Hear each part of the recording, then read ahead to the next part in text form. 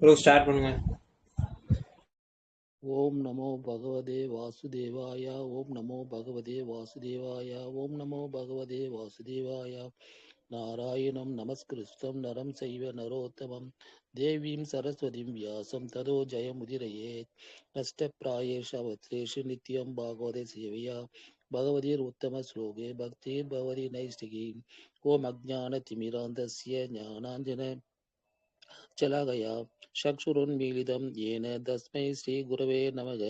श्रीचैतन्यमनोभीष्टं स्थापितं येन भूतले स्वयं रूपकदा माख्यं तदादिस्वपदान्तिकं वन्देकं श्रीगुरो श्रीयुधपदकमलं श्रीगुरून् वैष्णवांश श्रीरूपं साग्रजातं सगगण रघुनाथं विदं तं सजीवं सात्वैतं सावधूतं परिजनसहितं कृष्णचैतन्यदेवं श्रीराधाकृष्णपादान् सगगण ललिता श्री विशाखान विदांस ये कृष्णा करुणा सिंधु दीन बंधु जगतपति गोपेश गोपिका कांता राधा कांता नमोस्तुते। तप्त कांचन गौरांगी राधे वृंदावनेश्वरी वृषभानुसुते देवी प्रणमामि हरिप्रिये। जयदां सूरदोर्पङ्गोर्मम मन्दमदेर्गदी मत्सरसं पादं भोजो राधा मदन भावनं दिव्य बृंदारण्य कल्पत्रु मदग श्रीमत् रत्नागार सिंहासनासौ श्री श्री राधा शीला गोविंद देवो प्रेस लिपियाग सेव्या मदौ स्मरामि। जय श्री कृष्ण चैतन्य प्रभु नित्यानंदा श्री अद्वैत गदाधरा श्रीवासादि गौर भक्त वृंदा। हरे कृष्णा कृष्णा कृष्णा हरे हरे हरे राम राम राम हरे हरे। हरे कृष्णा कृष्णा कृष्णा हरे हरे हरे राम राम राम हरे हरे। हरे कृष्णा मगा मंत्र की जय। कली नाम संगीत मगा गुरु देव की जय। गुरु परम की जय। गौरव प्रेम। हरी हरी बोल। श्री श्री नित्यानंद राम की जय। श्री श्री गौरव महाप्रभु की जय। श्रीमद् भगवत गीता की जय। श्री गुरु महाराज की जय। श्री प्रभुपाद की जय। निताय गौर प्रेमानंदी। हरी हरी बोल। அத்தியாயம் 7 ஸ்லோகம் நம்பர் 7. ஹரே கிருஷ்ணா. சொல்லுவதா? அத்தியாயம் 7 ஸ்லோகம் நம்பர் 7. சரிங்களா? மத்தக பரதரம் ஞானே கிஞ்சித் அஸ்தி தனஞ்சயா மையி சர்வம் இதம் குரோதம் சூத்ரே மணிகணா இவ. மத்தக என்னை விட பரதரம் உயர்ந்த நான் இல்லை, அந்யாத் கிஞ்சித் வேறு எதுவும், அஸ்தி இருக்க, தனஞ்சய செல்வத்தை வெல்வோனே, மையி என்னில் சர்வம் எல்லாம், இதம் நாம் குரோதம் கோர்க்கப்பட்டு, சூத்ரே நூலில் மணிகணா முத்துக்கள் இவ போல. மொழிபெயர்ப்பு மற்றும் இவர் ஆசா பக்தி வேதாந்த சுவாமி ஜெகத்கிருஷ்ண பிரபுபாத கீதை. செல்வத்தை வெல்வோனே, என்னை விட உயர்ந்த உண்மை எதுவும் இல்லை. நூலில் முத்துக்கள் கோர்க்கப்பட்டிருக்கும் போல அனைத்து எண்ணெயை சார்ந்துள்ளன. பொருளுரை. பரம பொருள் உருவமா அருவமா என்பதை பற்றிய தர்க்கம் பொதுவாக இருந்து வருகிறது. பகவத்கீதை பொறுத்தவரை பூர்ண உண்மை புருஷோத்தமரான முழுமுதற் கடவுள் ஸ்ரீ கிருஷ்ணரே. இது ஒவ்வொரு படியிலும் உறுதி செய்யப்படுகிறது. பூர்ண உண்மை ஒரு நபரே என்னும் கருத்தை பதத்தில் குறிப்பாக வலியுறுத்தப்பட்டுள்ளது. புருஷோத்தமனாகிய முழுமுதற் கடவுள் கிருஷ்ணர் பரம உண்மை என்பது பிரம்ம சங்கீதையில் முடிவு செய்யப்பட்டுள்ளது.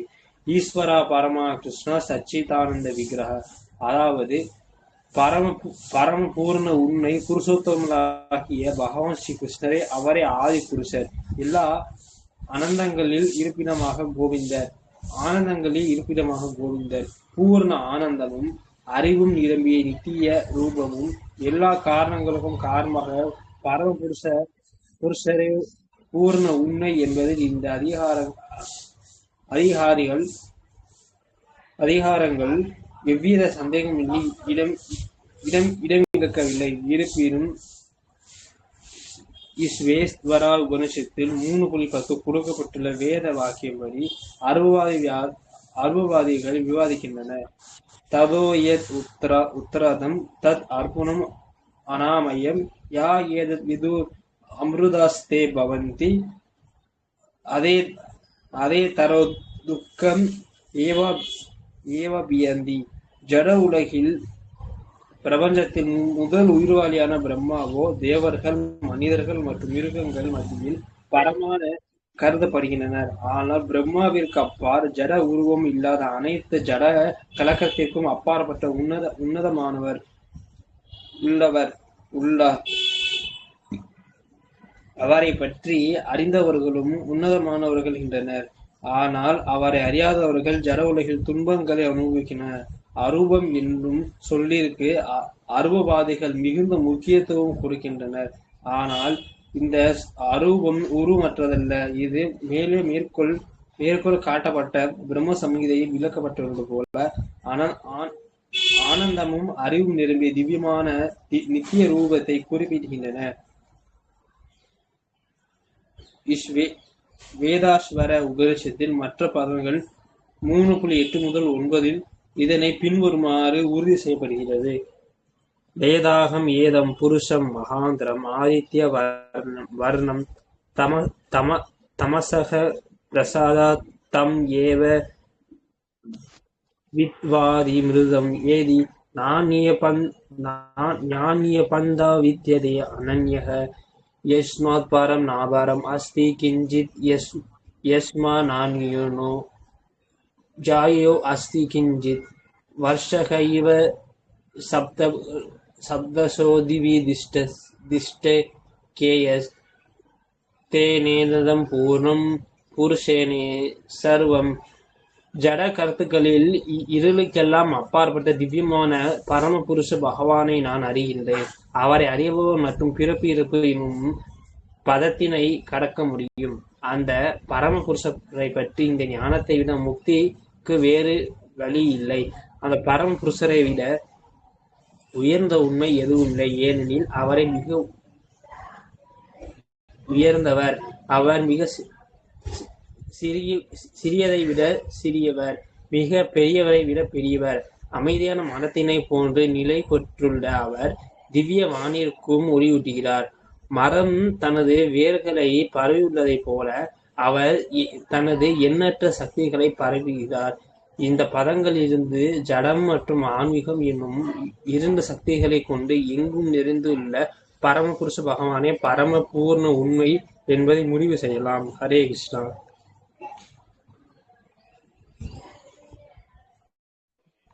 கேக்குதா?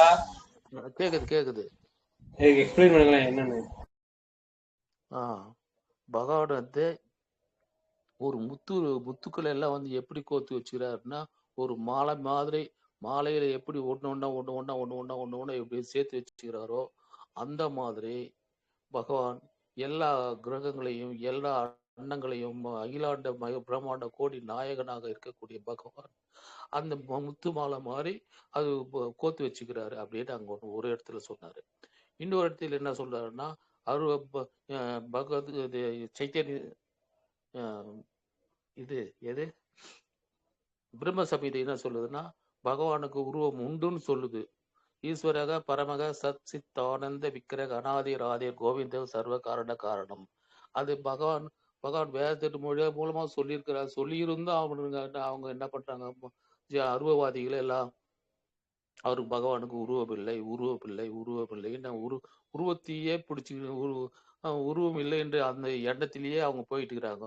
அவங்க வந்து எப்பவுமே வந்து அப்படியே அவங்க நினைப்பு தான் அவங்களுக்கு பழைப்பு கெடுக்குமே தவிர அந்த பகவான் அந்த ஜோதியில பிரம்ம ஜோதியில போனா இருந்தாலும் அங்கிருந்து அந்த புண்ணிய பலன் இருக்கிற வரைக்கும் இருந்துட்டு எப்படி சொர்க்கத்துல போய் புண்ணிய பலனால அனுபவிக்க முடியுமோ அந்த மாதிரி அந்த பிரம்ம ஜோதியில அனுபவிச்சுட்டு திரும்ப வந்து இந்த உலகத்துக்கு தான் வந்து திரும்ப மனிதனா பிறக்கிறதுக்கு வாய்ப்பு கிடைக்கும். இதை விட்டா வேற வழி கிடையாது. இதுதான் முக்கியமான விஷயம். இந்த இதிலிருந்து பகவானுக்கு வந்து உருவம் உண்டு. நாம பகவானுக்கு உருவம் உண்டா இருக்கிறது அதான் நமக்கு உருவம் இருக்குது. நமக்கு உருவம் இல்லைன்னா அவருக்கும் உருவம் இல்லை என்று உருவம் இல்லை அப்படின்னு ஒத்துட்டு போலாம். ஆனா பகவானுக்கு உருவம் உண்டு, நமக்கு உருவம் உண்டு. அதனால பகவான் இந்த உடலை எப்படி எல்லாம் பக்குவப்படுத்தி பதப்படுத்தி வச்சுக்கிறாருன்றது ரொம்ப ரொம்ப ரொம்ப ரொம்ப ரொம்ப ரொம்ப ரொம்ப ரொம்ப ரொம்ப விசேஷமானது. இதுல இந்த உடல்ல 26 மூலப்பொருள் இருக்குது. கர்மேந்திர 5, ஞானேந்திர 5, பஞ்சபூதர் 5, கர்மேந்திர, ஞானேந்திர, பஞ்சபூதம் எல்லாம். அப்புறம் இன்னொன்னு ஞானேந்திரம், ஞானேந்திர 5, கர்மேந்திர 5, பஞ்சபூதம் 5, பஞ்ச சுவை 5 விதமான சுவை இருக்கு. சுவையை கொடுத்துருக்காரு. நாக்குக்கு ஒரு சுவை, கண்ணுக்கு ஒரு சுவை, காதுக்கு ஒரு சுவை, அந்த நாக்குக்கு ஒரு சுவை, இந்த மாதிரி உடலுக்கு ஒரு சுவை. அந்த இது மாதிரி எல்லா இதையும் கொடுத்தோம். இதுல சூட்ச உடலை கொடுத்துக்கிறாரு. சூட்சமான உடலை மனம், புத்தி, அகங்காரம். இந்த மனம், புத்தி, அகங்காரத்தோட சேர்ந்து இந்த ஆத்மா இருக்குது. இந்த ஆத்மாவுக்கு வழிகாட்டுறதுக்கு பகவான் இந்த தேர்ல உட்காந்துட்டு இருக்கிறாரு. பகவான் இல்லைன்னா இந்த வண்டி ஓடாது. பகவான் இருக்கிறதுனாலதான் இந்த வண்டி ஓடிட்டு இருக்குது.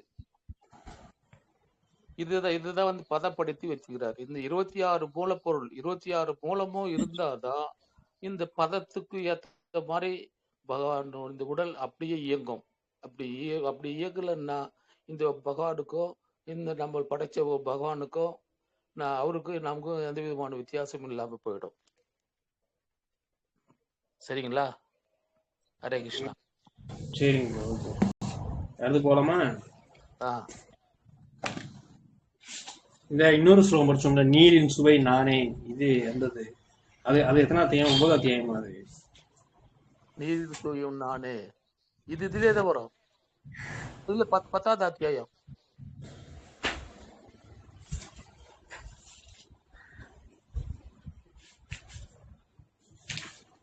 எத்தனை ஸ்லோகம்? 7வது அத்தியாயமா? 7வது ஸ்லோகமா? அது என்ன அந்த ஸ்லோகம் நம்பர் தெரியலப்பா.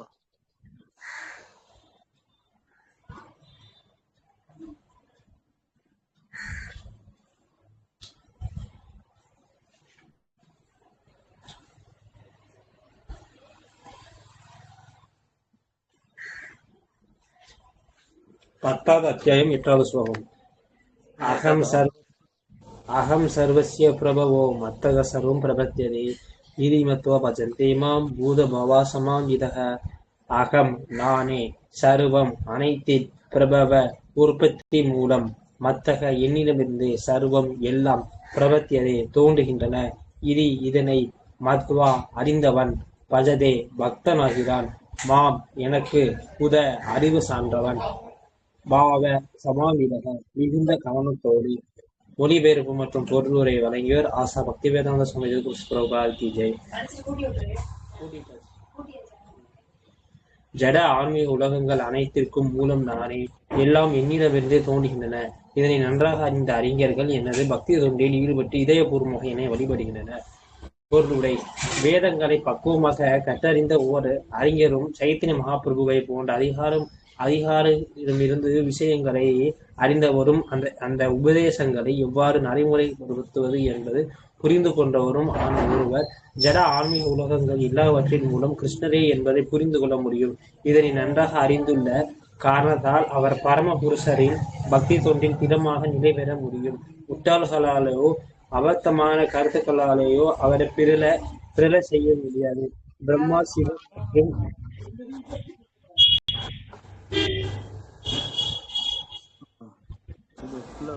திருப்பதி தான்.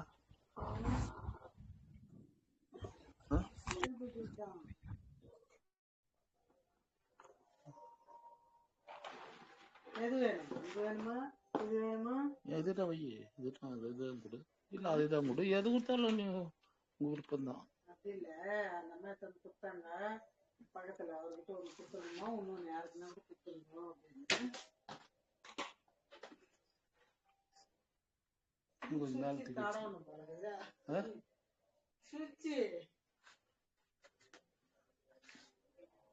படிங்க. ஹரே கிருஷ்ணா. படிக்க.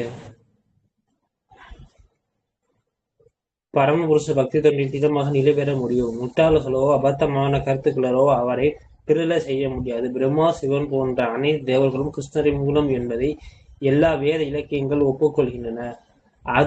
அதர்வ வேதத்தில் கோபால தாபான் உபனிஷத்தில் யோ பிரம்மணாம் விதாதி பூர்வம் யோவை வேதாம்ச்ச கபாயரி சம் கிருஷ்ணக. வேத ஞானத்தில் பிரம்மாவிற்கு முதல் உபதேசித்த ஆதியில் அந்த அறிவு பிரபு சொல்லுங்க, படிங்க. முதலில் வேத ஞானத்தை பிரம்மாவிற்கு முதலில் உபதேசித்தும் ஆதியில் அந்த வேத ஞானத்தை பரப்பியது கிருஷ்ணரே என்று கூறப்படுகிறது. பின்னர் மீண்டும் நாராயண உபனிஷத்தில் அதக புருஷோ நாராயண அகம் யதா பிரஜாதா ஸ்ருஜோததி. பின்னர் பரம புருஷ பகவானை நாராயணர் உயிரினங்களை படைக்க விரும்பினார் என்று கூறப்பட்டுள்ளது. உபனிஷத்தில் தொடர்ந்து கூறுகிறது, நாராயணாத் பிரம்ம ஜாயதே நாராயணாத் பிரஜாபயதே நாராயணத் இந்திரோஸ் ஜாயதே நாராயணத் அஷ்டௌ வசவோ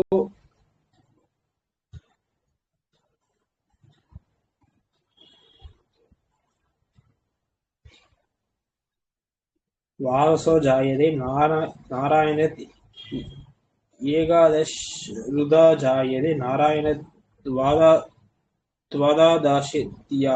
நாராயணனிலிருந்து பிரம்மா பிறந்தார். நாராயணனிலிருந்து பிரஜாபதிகள் பிறந்தனர்.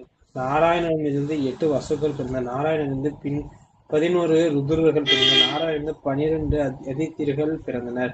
நாராயணர் கிருஷ்ணரின் விரிவங்கமானார். அதே வேதத்தில் நாராயண உபனிஷத்தில் பிராமணியோ தேவகி புத்திர, தேவகியின் மைந்தர் கிருஷ்ணர் இருமுகர் கடவுள் என்று கூறப்பட்டுள்ளது. மேலும் ஏகோ ஸ்வை நாரா அஸ்ஸின் நா பிரம்ம நா ஈஸ்வரோ நாபோ நாக்னி சமோ நேமி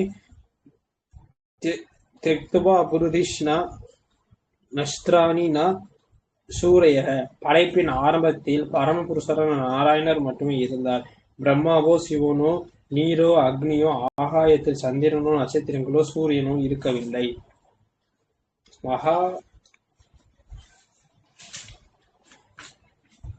மகா உபனிஷத்தில் பரமபுருஷரின் நெற்றியிலிருந்து சிவபெருமான் பிறந்தார் என்று மகா உபனிஷத்தில் கூறப்பட்டுள்ளது.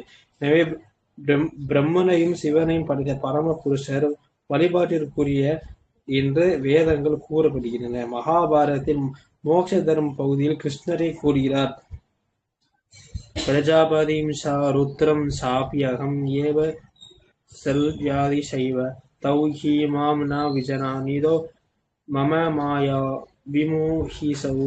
பிரஜாபதிகள் சிவன் உட்பட்ட அனைவரும் என்னால் படைக்கப்பட்டவர்களே. எனது மாய சக்திகளால் கவரப்பட்டிருப்பதால் அவர்களை படைத்தவன் நானே என்பதை அவர்கள் அறியாமல் இருக்கின்றனர். வராக புராணத்தில் சொல்லப்பட்டுள்ளது, நாராயணக பரோ வேதஸ் தஸ்மாத் ஜாதசக சதுர்முக தஸ்மாத் ருத்ரதோ அபவத் தேவசா ச சர்வ இக்ருதாம் கதக. நாராயணரை முழுமுதற் கடவுள். அவரிடம் இருந்து பிரம்மா சிவன் பிறந்தார். பிரம்மனிடமிருந்தே சிவன் பிறந்தார். படைப்புகள் அனைத்திற்கும் மூலம் பகவான் கிருஷ்ணரே. அவர் எல்லா காரணங்களுக்கும் காரணமாக அறியப்படுகிறார். எல்லாம் என்னிடமிருந்தே பிறந்தன என்பதை நானே எல்லாவற்றின் மூல காரணம். அனைத்தும் எனக்கு கீழ்ப்பட்டவை. எனக்கு மேற்பட்டு எவரும் இல்லை என்று அவரே கூறுகிறார். கிருஷ்ணருக்கு மேற்பட்டவர் உன்னத ஆளுநர் எவரும் இல்லை. அங்கிருக்கப்பட்ட ஆன்மீக குருவின் மூலம் வேத சாஸ்திரங்கள் அடிப்படையில் கிருஷ்ணரை இவ்வாறு புரிந்து கொள்பவன் தன்னுடைய முழு பலத்தை கிருஷ்ண உணர்வில்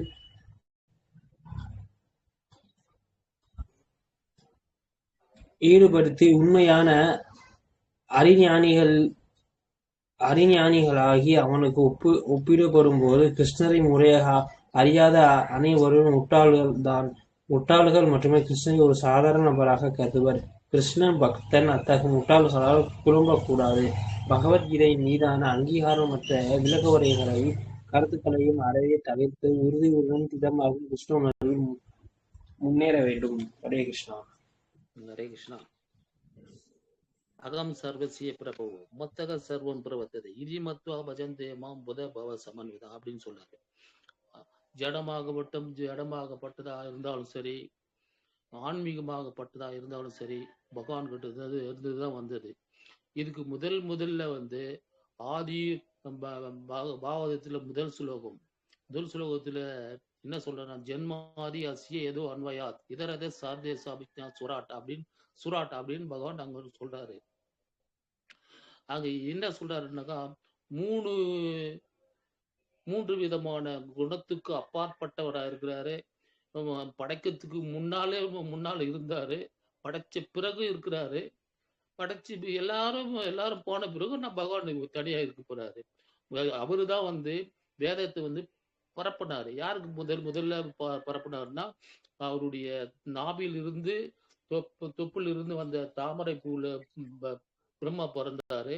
பிரம்மாவில் இருந்து மற்றவர்கள் எல்லாருமே பிறக்கிறாங்க. அந்த பிறக்கக்கூடிய அந்த பகவானுக்கு, அந்த பிரம்மாவுக்கு வேத ஞானத்தை புகட்டுறதுனால அவருதான் உயர்ந்தவர், அவரோட உயர்ந்தவர் வேற யாரும் இருக்க முடியாது அப்படின்னு இங்க பகவத்கீதை சொல்லுது. பகவத்கீதை மட்டும் இல்ல, பல விதமான எல்லா வேதங்களும் அதுதான் சொல்லுது. அதுக்கப்புறம் என்ன சொல்றாருன்னா,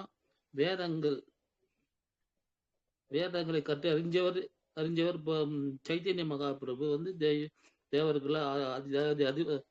தேவர்களை போன்ற அதிகாரிகளிடமிருந்து அவங்க அதாவது பரம்பரையிலிருந்து நம்ம கேட்கணும். அந்த பரம்பரையிலிருந்து கேட்கக்கூடிய வாய்ப்பு இந்த இஸ்கான்ல உள்ளதான் உங்களுக்கு மட்டும்தான் அந்த வாய்ப்பு கிடைச்சிது. வேற யாருக்கு வேற எந்த வாய்ப்பும் அது கிடைக்கல. அந்த வாய்ப்பு கிடைச்ச நம்மள தக்க வச்சுக்கணும். எதை தக்க வச்சுக்கணும்? இந்த கிருஷ்ண உணர்வை தக்க வச்சுக்கணும். இந்த தக்க வச்சுக்கிட்டாதான் ரொம்ப ரொம்ப ரொம்ப ரொம்ப ரொம்ப உயர்ந்த நிலைமைக்கு படிப்படியா போகலாம். படிப்படியா போகக்கூடிய வாய்ப்பு கிடைக்கணும்.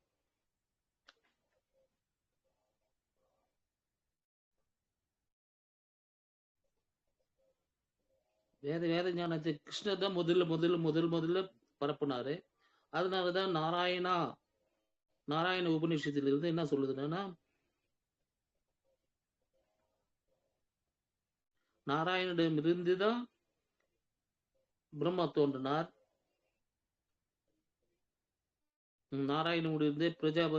நாராயணனிடமிருந்தே பிரம்மா தோன்றினார்.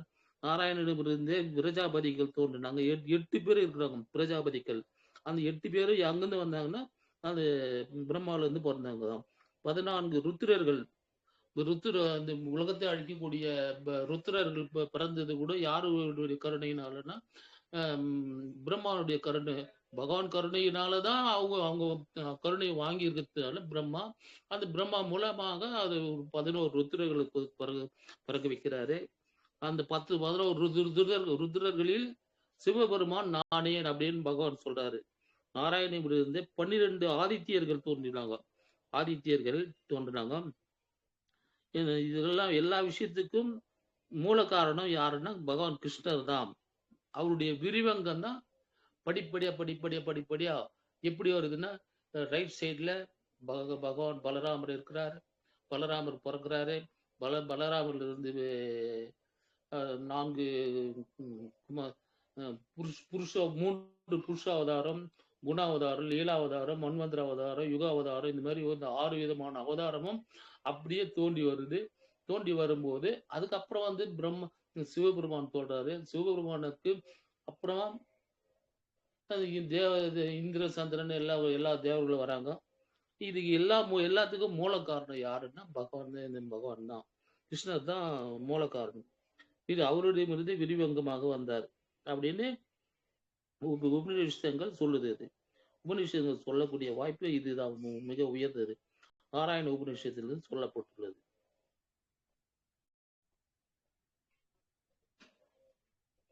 அதுக்கப்புறம் இன்னொன்னு சொல்றாரு. என்ன சொல்றாரு பாருங்க. படைப்பின் ஆரம்பத்தில் பரமபுருஷர் நாராயணன் மட்டுமே இருந்தார். இதே எங்க சொல்றாருன்னா, பாகவதத்துல முதல் ஸ்லோகத்துல படைக்கிறதுக்கு முன்னால முதல்ல தான் இருந்தாரு. அது எப்படி இருந்தாருன்னாக்கா, மார்கண்டேயர் அந்த இலையில படுத்து இருக்கிறாரு. பகவான் இலையில படுத்துட்டு அந்த குழந்தை படுத்துட்டு இருக்குது. அது தண்ணி முழுகிடும். அது அவ்வளவு லேசான இதுல அந்த பகவானுடைய கருணையினால அப்படியே மிதந்து இருக்கிறாரு. மிதந்து இருக்கும்போது அவருடைய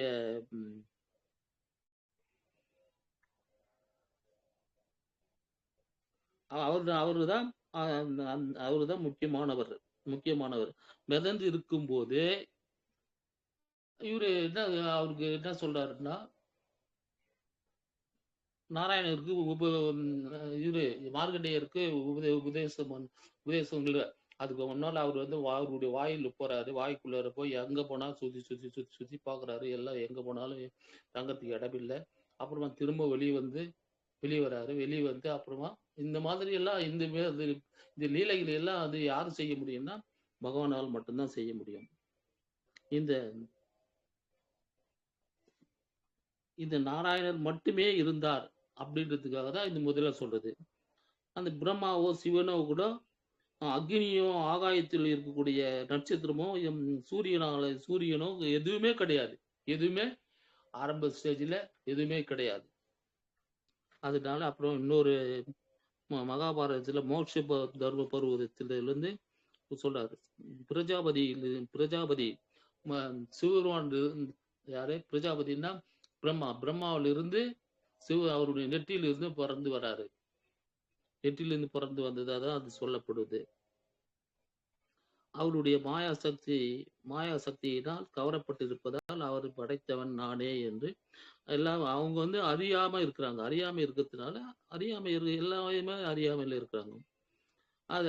அதே போல நாராயணர் முழுமுதற் கடவுள் அவரிடமிருந்து பிரம்மா தோன்றினார்.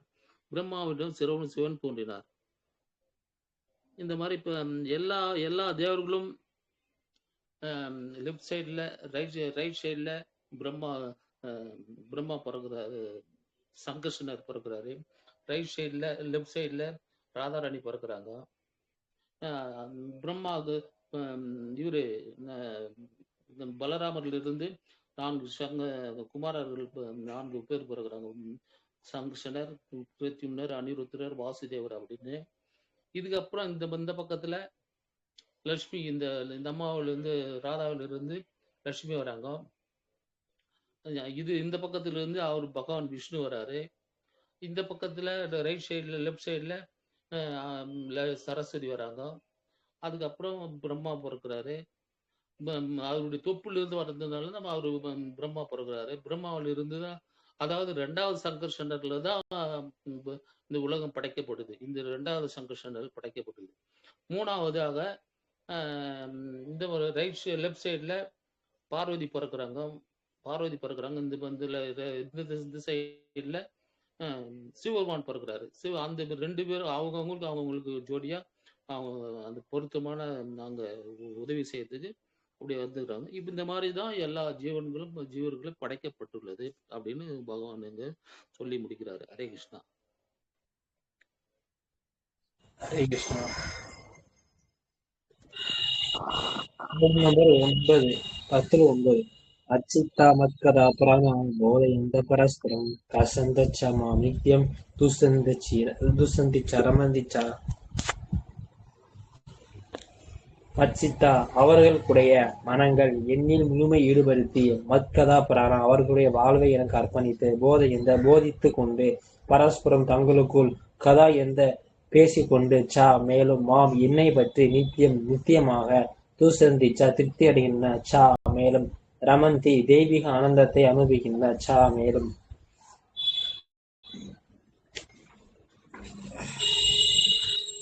மொழிபெயர்ப்பு மற்றும் பொருளுரை வழங்கியவர் ஆசா பக்திவேதாந்த சுவாமிஜி குருஜி. தூய பக்தர்களின் சிந்தனைகளை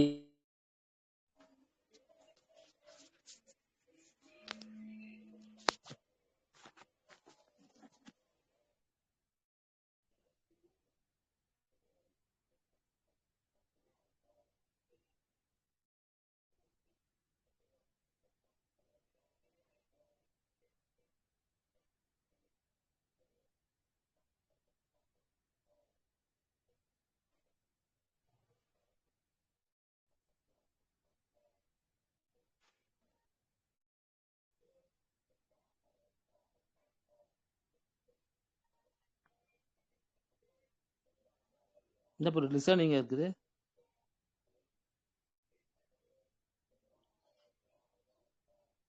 சைலண்டா இருக்குது. ஹரே கிருஷ்ணா. கேக்குதா? கேக்குது. ஸ்லோகம் நம்பர் 9, 10-9. மச்சித்தா மத்கதா பிராண போதயந்த பரஸ்பரம் கசந்திச்ச நித்யம் துஷ்சந்திச்சா ரமந்திச்சா மச்சித்தா அவர்களுடைய மனங்கள் என்னில் முழுமையாக ஈடுபடுத்தியுள்ளன. மத்கத பிராணா அவர்களுடைய வாழ்வை எனக்கு அர்ப்பணித்து போதித்துக் கொண்டு பரஸ்பரம் தங்களுக்குள் கதையந்திச்ச பேசிக்கொண்டு மேலும் மாம் என்னை பற்றி நித்தியமாக துஷ்சந்திச்சா திருப்தி அடைகின்றன. மேலும் ரமந்தி தெய்வீக ஆனந்தத்தை அனுபவிக்கின்றன. மேலும் மொழிபெயர்ப்பு மற்றும் பொருளுரை வழங்கியோர் ஆசா பக்திவேதாந்த சுவாமி கிருஷ்ண பிரபுபாத் கி ஜெய். எனது பொருளுரை தூய பக்தர்கள் இயல்புகள் இங்கே வர்ணிக்கப்பட்டுள்ளன. அவர்கள் தங்கள் இறைவனின் திவ்யமான அன்பு தொண்டில் முழுமையாக ஈடுபடுத்துகின்றனர். அவர்களது மனங்கள் கிருஷ்ணரின் தாமரை திருவடியிலிருந்து திசை திருப்ப முடியாது. அவர்களது உரையாடல்கள் அனைத்தும் ஆன்மீக விஷயங்களை பற்றியவை. தூய பக்தர்களில் அறிகுறிகள் இப்பதத்தில் மிகவும் தெளிவாக கொடுக்கப்பட்டுள்ளது. பரம புருஷரின் பக்தர்கள் அவர்களது குணங்கள் லீலைகள் புகழ்வதிலும் தினசரி 24 மணி நேரமும் ஈடுபட்டுள்ளனர். அவர்களது இதயத்தில் ஆத்மாவில் சதா சர்வ காலம் கிருஷ்ணரில் மூழ்கியுள்ளனர். மேலும் அவரை பற்றி மற்ற பக்தர்களும் விவாதிப்பதில் அவர்கள் ஆனந்தம் அடைகின்றனர். பக்தி தொண்டில் ஆரம்ப நிலையில் உள்ளவர்கள் சேவை செய்வதன் மூலம் தெய்வீக ஆனந்தத்தை அடைகின்றனர். அவர்கள் பக்குவ நிலை அடையும் போது பகவத் பிரேமை உண்மையான நிலையை பெறுகின்றனர். அதன் திவ்யமான தரத்தில் நிலை பெற்றவுடன் இறைவன் தனது திருத்தலத்தில் வெளிப்படுத்தும் உன்னதமான பக்குவத்தை அவர்கள் அனுபவிக்க முடியும். பகவான் சைத்தன்ய திவ்யமான பக்தி தொண்டினை உயிர்வாளிகள் இதயத்தில் விதைக்கப்படும் விதைக்கு ஒப்பிடுகிறார். பிரபஞ்சத்தில் பல்வேறு கிரகங்கள் எண்ணிலடங்காத உயிர்வாளிகள் சுற்றி கொண்டு உள்ளன. இவர்கள் மிகவும் சிலரே தூய பக்தரை சந்தித்து பக்தி தொண்டை புரிந்து கொள்வதற்கான வாய்ப்பினை பெறக்கூடிய அதிர்ஷ்டசாலிகளாக இருப்பவர். இந்த பக்தி தொண்டு ஒரு விதையை போன்றது. இங்கு உயிர்வாளியின் இதயத்தில் விதைக்கப்பட்டுள்ள அவன் ஹரே கிருஷ்ணா கிருஷ்ண கிருஷ்ணா ஹரே ஹரே ஹரே ராம ராம ராம ஹரே ஹரே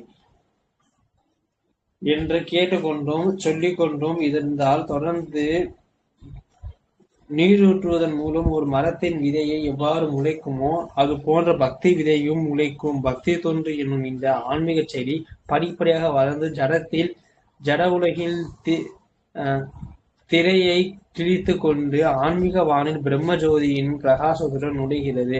ஆன்மீக வானின் மிக உயர்ந்த கிரகமும் கிருஷ்ணனுடைய பரம லோகமாகிய கோலோக விருந்தாவனம் அடையும் வரை இச்செடி தொடர்ந்து வளர்கின்றன. இறுதியில் கிருஷ்ணரின் தாமரை திருவடிகளில் அடைக்கலம் பெற்று அங்கேயே அச்செடி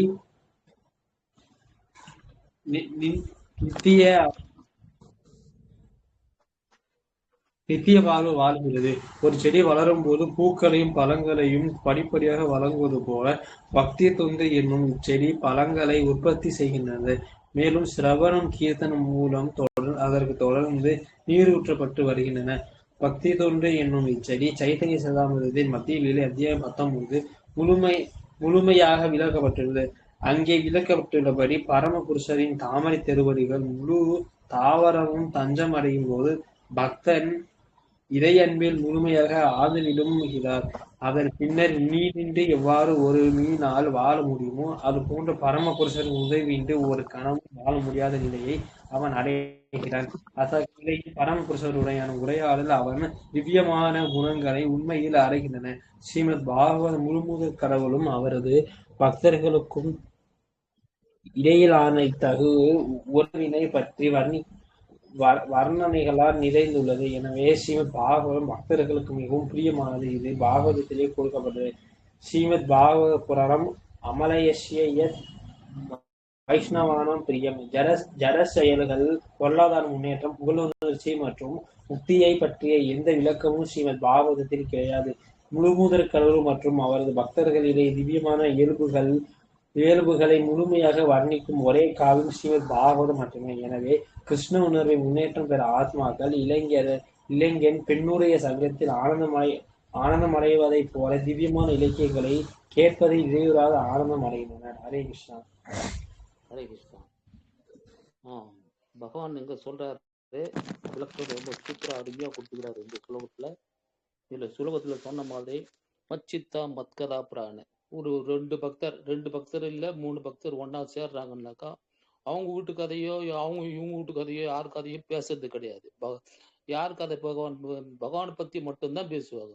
அந்த பகவானை பத்தி பேசும்போதுதான் அவங்க ஆனந்தத்தை அடைவாங்க. ஆனந்தத்தை அடையும் போது என்னென்ன நடக்குது பாருங்க. என்னென்ன விளக்கம் சொல்றாரு பாருங்க. எனது தூய பக்தர்கள் சிந்தனையில் எண்ணில் மூழ்கியுள்ளனர். அவங்களுடைய வாழ்க்கை தனது தொண்டிற்காக பகவானுக்கு தொண்டுக்காக அவங்கள அர்ப்பணிச்சிட்டு இருக்கிறாங்க. அர்ப்பணிக்கப்பட்டுள்ள என்னை பற்றிய தேவர்கள் உரையாடுவர்கள் ஒருவருக்கொருவர் மகிழ்ச்சி அடைகிறாங்க. அந்த மகிழ்ச்சி தான் புத பவ சமன்விதாக. புதன்னா அறிவு சார்ந்தவர் தான் அந்த வாய்ப்பு பெற முடியும். அந்த வாய்ப்பு ரமந்தி ஆனந்தத்தை அனுபவிக்க முடியும். அந்த ஆனந்தம் எப்படி எல்லாம் பெற முடியும்னா தூய பக்தர்களுடைய சங்கம் தான் ரொம்ப ரொம்ப ரொம்ப ரொம்ப உயர்ந்தது.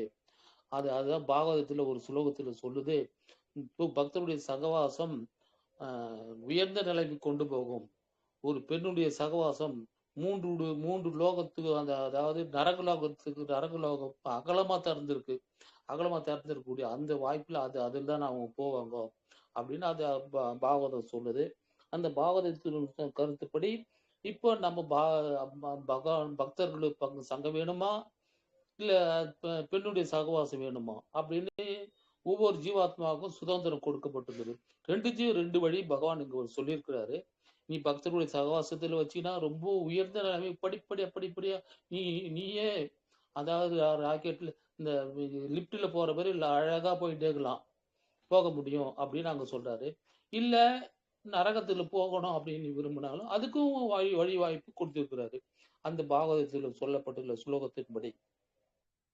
அப்புறம் இங்க பிரேம பக்தியை பத்தி இங்க 2வது பேராகிராஃப்ல சொல்றாரு. பிரேம பக்தியை பத்தி சொல்றாரு. எப்படி எல்லாம் பிரேம பக்தி எல்லாம் உற்பத்தி ஆகுதுன்னு பாகவத இதுல சொல்லப்பட்டுள்ளது. எது சொல்லுதுன்னா பக்தி ரசாமத் சிந்து சின்ன சொல்லுது பாருங்க. அபிலாஷிதா சூன்யம் ஞான கர்மானா ஒருத்தம் அனுகூலியன் கிருஷ்ணானுசீலனும் பக்தி உத்தமம். பக்தி உத்தமமான எதுன்னா எல்லா பொருளும் ஞானமாகட்டும் கர்மாவட்டும் எந்த இதுவும் எல்லாத்தையும் ஒதுக்கிட்டு ஞான கர்ம அனாவிருத்தம் எல்லாத்தையும் தூரம் தூக்கி போட்டு பக்தியை மட்டுமே பிடிச்சிக்கோ அப்படின்னு சொல்றாரு. அந்த பக்தியை போட்டு பிடிச்சிக்கிட்டான்னா அவனுக்கு அடுத்த ஸ்டெப்ல என்னன்னா கிளேசா 6 வகையான துன்பங்கள் இருக்குது. அந்த 6 வகையான துன்பங்கள் என்னென்ன இருக்குன்னா கிளேஷாக்னி, சுபதா, மோக்ஷ லகுதா, சூதுர்லப, சந்திரானந்த ஆத்மா, விசேஷ ஆத்மா, கிருஷ்ண ஆகர்ஷணி இப்படின்னு ஒரு 6 விதமா சொல்லுது. அது அதுல கிளேசா அக்னி அப்படின்னு சொல்றது என்ன அது கிளேசா அக்னி என்ன அப்படின்னு என்ன தூய பக்தி பௌதிய துன்பத்திலிருந்து நிவாரணம் கொடுக்குது. அப்ப அதுல இருந்து அவனை விலக்கி வைக்குது. சுபதா தூய பக்தி எல்லா மங்களத்தையும் உனக்கு கொடுக்குது. மோக்ஷலாக்கு தூய பக்தி மோட்சத்தினுடைய மகிழ்ச்சியை கூட அது குறைக்குது. சூதுர்லப தூய பக்தி அடைந்து ரொம்ப ரொம்ப ரொம்ப ரொம்ப ரொம்ப ரொம்ப கஷ்டமானது. சந்தானந்த விசேஷாத்மா தூய பக்தி கணக்கிட முடியாத இன்பத்தை தருவது. கிருஷ்ண ஆகர்ஷணி தூய பக்தி மட்டும்தான் கிருஷ்ணாவை அப்படியே வசீகரிக்கக்கூடிய இழுப்பு ஒரு சக்தி அதுதான் கொடுக்குது. இந்த மாதிரி அந்த 6 விதமான துன்பத்திலிருந்து பகவானை நெருங்கி போக முடியும் அப்படின்னு இதுல சொல்லுது. அதுக்கப்புறம் என்ன சொல்றதுன்னா பக்தி ரசாயன சிந்துல சாதனா பக்தி நம்ம புலன்களால தினமும் எப்படி செய்யறோம்னா பகவானுக்கு புஷ்பத்தை எடுத்து போய் கொடுக்கறது, கோவிலுக்கு போறது, பிரசாதம் சாப்பிட்றது, அதுக்கப்புறம் கோவில்ல இருக்கக்கூடிய எல்லா சர்வீஸும் பக்தர்களுக்கு பிரசாதத்தை கொடுக்கறது, இந்த மாதிரி எல்லா விஷயத்திலும் நம்ம கலந்துக்கும் போது புலன்கள் எல்லாம் பூர்த்தி அடையுது. அதனாலதான் பரிசுத்த அம்பரீஷ் மகாராஜா கண்ணை பகவானை மட்டுமே பார்க்கணும், காது பகவானுடைய நாமத்தை மட்டுமே கேட்கணும், வாய் பகவானுடைய வைகுண்டத்தை பத்தி மட்டுமே பேசணும், பகவான் உங்களுக்கு படைக்கப்பட்ட புஷ்பத்தை மட்டுமே முகரணும். இந்த விஷயத்தெல்லாம் இது எல்லாம் இங்கு பகவான் சொல்லியிருக்காரு. காடு எதுக்கு இருக்குதுன்னா பகவான் இருக்கக்கூடிய கோவிலுக்கும் திவ்ய தாமங்களுக்கும் தீர்த்த யாத்திரைக்கு தான் போகிறதுக்கு தான் இருக்குது. அங்க போய் அந்த கை எதுக்கு இருக்குதுன்னா, இந்த கை மூலமாக அவங்க பாதத்தை தொட்டு பாதத்திலிருந்து அவங்க தூசு எடுத்து தலையில தொட்டுக்கணும். அதுதான் வந்து தஸ்யார வித்ய நயனசிய பாதார விந்தன அப்படின்னு அந்த சுலோகத்தின்படி அந்த பக்தருடைய தூசை வந்து தஸ்யார விந்த பாத விஞ்சிதவு கிஞ்சல்க மிஸ்ர துளசி மரணங்க வாயு அப்படின்னு சொல்லுவாங்க. கரெக்ட். அந்த சுலோகத்தின்படி அந்த அந்த கருத்து அந்த பாதத்துல இருக்கிற தூசி எடுத்து தலையில போட்டுக்கணும். அந்த தலையில போட்டுக்கணும்னு தான் அந்த வாய்ப்பு கிடைக்கும். அந்த இது எதன் மூலமா செய்ய முடியும்? சாதனா பக்தி மூலம் செய்யலாம். அதே சாதனா பக்தியே மூலமாக பாவ பக்தி கொண்டு வர்றாரு. பாவ பக்தியில வந்து என்ன சொல்றாருன்னாக்கா, வைதி பக்தி ஒண்ணு, ராகானுக பக்தின்னு ரெண்டு விதமா இருக்குது. பாவ பக்தி ரெண்டா பிரிக்கிறாரு. வைதி பக்தி ஒண்ணு, ராகானுக பக்தி ஒண்ணு. அதாவது ஒரு 2 பக்தரோ 4 பக்தரோ 10 பக்தரோ ஒரு கோவிலுக்கு போறோம்னாக்கா, அங்க போன உடனே அவங்க கிட்ட அங்க குறிப்பிட்ட நவகிரகத்திட்ட போய் எனக்கு வைதி பக்தின்னா என்னன்னு முதல்ல சொல்லிடுறாரு. வைதி பக்தின்னா பகவான் சொன்ன வாக்குப்படி குரு வழிகாட்டுறாரு. குரு வழிகாட்டின் மூலமா தான் அது நம்ம பக்தி பண்றோம். இந்த பக்தி வந்து வைதி பக்தி. அவர் தூண்டுதல் மேல நம்ம செய்யறதுனால குரு சொல்லிட்டாரு, நான் வந்து அது செய்யணும் அப்படின்னு உறுதியா நிற்பான். அந்த உறுதியா நிற்கிறதுனால அவன் வைதி பக்தி. ராகானுக பக்தின்னா என்னன்னா, இந்த மாதிரி இது பழக்கிக்கிட்டே வந்தான்னா அவனால வந்து அவன் சும்மா இருக்க முடியாது. எதாச்சும் ஒரு ஊருக்கு போன உடனே அங்க போய் எனக்கு அந்த குறிப்பிட்ட நபரை போட்டு அவங்ககிட்ட என்னுடைய இதுக்கு எனக்கு சர்வீஸ் கொடுங்க அப்படின்னு கேட்பாங்க. கேட்டு அது வாங்குறது தான் ராகானுக பக்தி அப்படின்னு ரெண்டு விதமான பக்தி பற்றி சொன்னாரு. இந்த 2 விதமான பக்திக்கு அப்புறம் வந்து என்ன சொல்றாருன்னா, இது பாவபக்தி எப்படி என்ன சொல்லுதுன்னா, சுத்த சத்துவ தலத்தில் இருக்கும்போது அவன் கிருஷ்ணருடைய முழுமையான பிரேமையின் சூரிய கதிர்களை போன்றது. அந்த சூரிய கதிர்கள் மாதிரி அது அவன் மேல படுது. அச்சமயத்தில் பக்தி தூண்டானது பல வகையான ருசிகளில் இதயத்தை மிருதுவாக்கும் போது அவனுடைய இளமை அந்த கல்லு கரையும். கல் எப்படி கரையுதோ அதே மாதிரி இதயமும் கரையும். அதுக்கப்புறம் பிரேம பக்தியை பத்தி சொல்றாரு. பாவ இதயத்தை முழுவதுமாக மிருதுவாக்கும் போது பகவானுடைய கருணையினால, பகவானுடைய உதவியினால மிகவும் உரிமை உணர்வு உடையதாகிறது. அது மேலும் மிகவும் கெட்டிப்படுத்தப்பட்டு தீவிரமாக படுத்தப்படும் போது அது கற்றறிந்தவர்களால் பிரேமை பக்தி ஆகுது அப்படின்னு பிரேம பக்தி பத்தி இது இவ்வளவு விஷயத்தைகள் சொல்லியிருக்கிறாரு. இதுக்கெல்லாம் அடிப்படை என்னன்னா, அந்த அன்னாபிலாஷி தொடங்கி பிரேம பக்தி வரைக்கும் இருக்கக்கூடிய அந்த இதுலயும் அதுக்குள்ளார எல்லா விஷயத்தையும் கொஞ்சம் தெரிஞ்சுக்கிட்டு இருந்தாதான் நம்ம தெரிஞ்சுக்கிட்டாதான் அந்த புலன்களுக்கு நம்ம புலன்கள் எல்லாம் ரொம்ப மோசமானது. இன்னைக்கு காலையில இப்பதான் பார்த்தோம், நம்ம புலன்கள் எல்லாம் வந்து மோசமான புலன்கள் அப்படின்னு இருக்குது.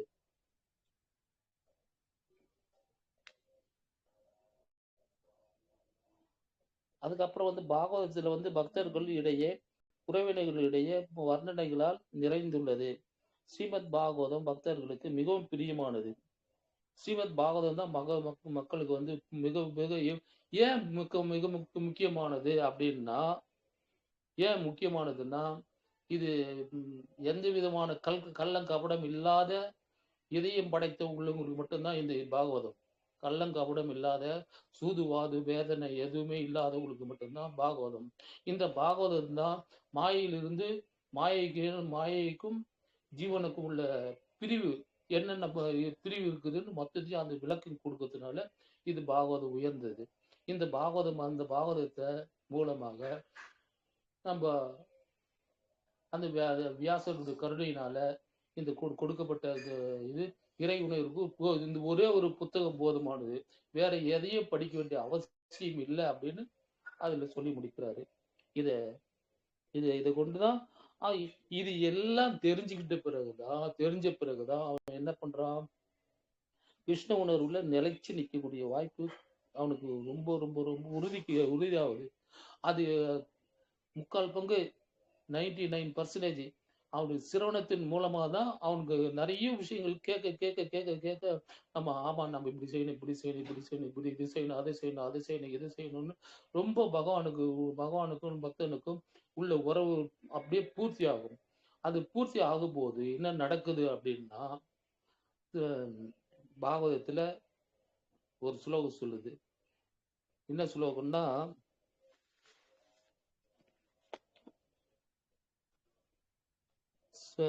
பாகவத்துல ஒரு ஸ்லோகம் சொல்லுது. அந்த ஸ்லோகம் என்ன ஸ்லோகம்னாக்கா,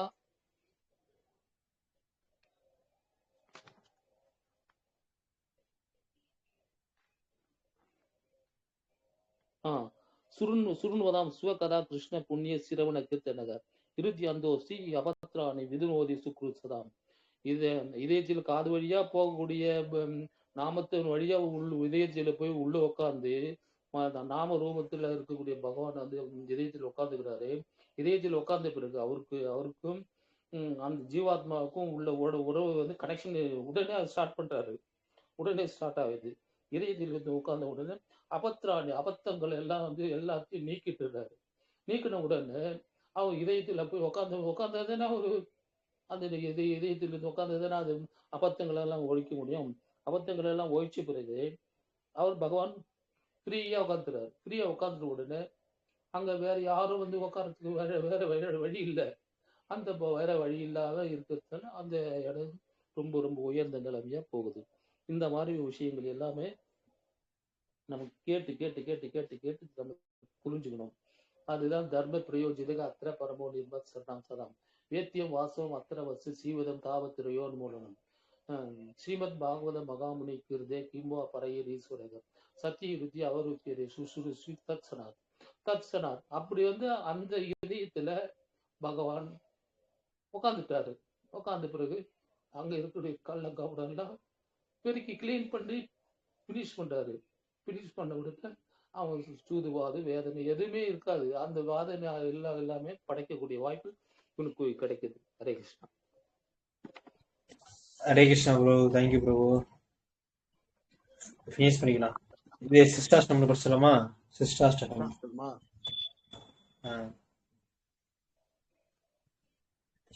சரி எடுக்கும்.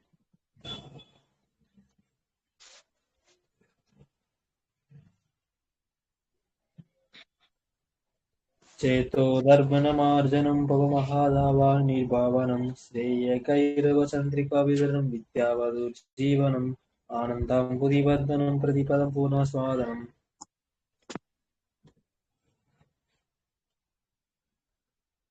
सर्वात्मं सपनं परं विजयते श्रीकृष्ण संकीर्तनं नाम नाम हरि भगुदा निज सर्वशक्ति तत्रापि निमदे स्मरणेन कालः एतादृशी तव कृप भगवन् ममाभि दुर्दैवं विसृमिनानि नानुराः कृणातभिसुनिचेन तरोरभिषैष्णुना अमानिना मानदेन कीर्तनये सदा हरि नादनं न जनं न सुन्दरीं कवितां जगदीश कामये मम जन्मनीश्वरे भवद्भक्ति अहैतुकी अयि नन्द तन्नुज किङ्करं पतितामि विषमोपवाम्बुधौ कृपया तव पादपङ्कजस्तुतिविचिन्तया नयनं कदा आश्रितय तराकरा वादनं कदा हृदयाकिरा पुलने निश्चितम् अभुक्कदाः तव नाम रहनेन भविष्यति युगायुगां निमेषेण चक्षुरा प्रविशायिदं शून्यायुधं जगत् सर्वं गोविन्दं हिरण्यम् आसुष्यपारदरां विष्णुमां दर्शना मां अदादं हरोतु वा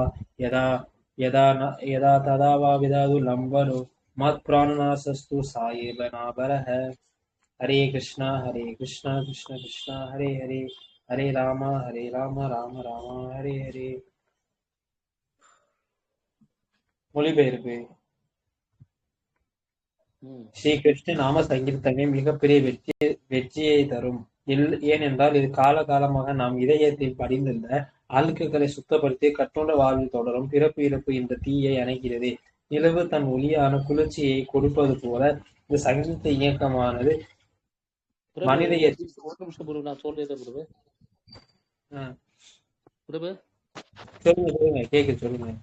கேக்குதுங்களா?